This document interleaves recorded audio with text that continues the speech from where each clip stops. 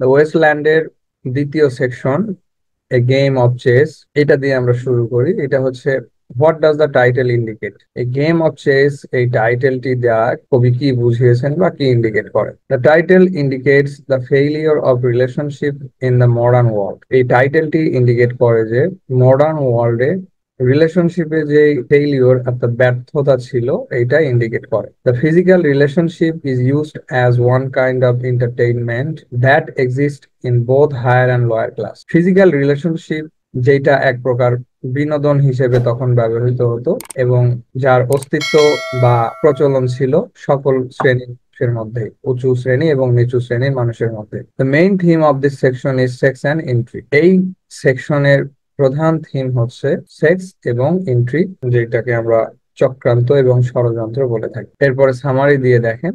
In this section several fashionable aristocratic ladies were presented. এই সেকশনটিতে অনেক অ্যারিস্টোক্রেটিক অর্থাৎ সম্ভ্রান্ত বা অভিজাত শ্রেণীর মহিলাদেরকে উপস্থাপন করা হয়েছে, যারা তৎকালীন সময়ে হতাশায় ভুগত এবং তাদের যে রিলেশনশিপ ছিল অর্থাৎ হাজবেন্ড ওয়াইফ বা লাভার বিলাভড, এইটাতে তারা বিরক্ত ছিল, আর এগুলোতে বিরক্ত হয়ে তারা হতাশায় ভুগত। There was the story of Philomel, a young girl who was raped by a king and her sister's husband. আর এই সেকশনটিতে একটি মেয়ে ফিলোমেলের গল্প তুলে ধরা হয়েছে, যে মূলত একজন রাজা এবং ওই মেয়ের দুলাভাই, এই দুইজন মিলে ওই মেয়েটিকে ধর্ষণ করেছিল। The king had cut her tongue to protest the girl and transform her into a nightingale.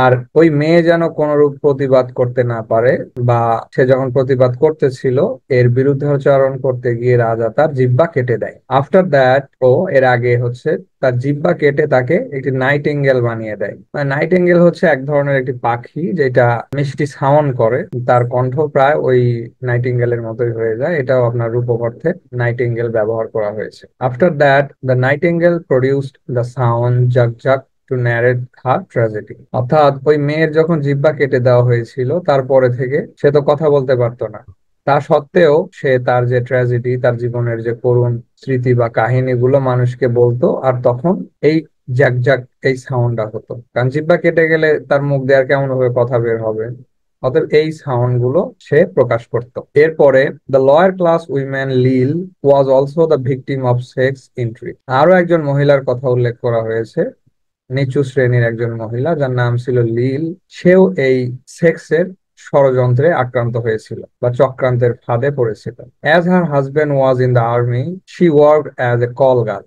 তার স্বামী আর্মিতে ছিল অর্থাৎ ডিফেন্সে চাকরি করতো এবং এর ফলে সে কল গার্লের কাজ করত।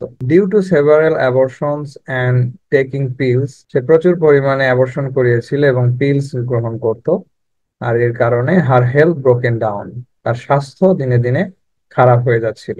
Though she was only 31, she looked old. 31 বছর বয়সে সে বৃদ্ধার মতো দেখতে মনে হতো আর কি। She visited the parlour to make herself a little smart and attractive to her husband Albert. সে বারংবার পার্লারে যেত যেন নিজেকে কি করে স্মার্ট বানানোর জন্য, বিভিন্নভাবে পার্লারে যেভাবে তাদেরকে সাজানো গোছানো হয়, এবং তার স্বামীর সামনে যেন তাকে একজন ইয়ং হিসেবে উপস্থাপন করতে পারে। আর তার স্বামীর নাম ছিল হচ্ছে অ্যালবার্ট। এটা ব্রিফ কোশ্চিনে আসে। T.S. Eliot wanted to show the sex perversion in every corner of modern purifying society. আর এই সেকশনটিতে মূলত টিএস ইলিয়ট সমাজের প্রতিটি দৃষ্টিকোণ থেকেই যৌনতার যে বিকৃত রূপ ছিল এটি মূলত উপস্থাপন করেছেন।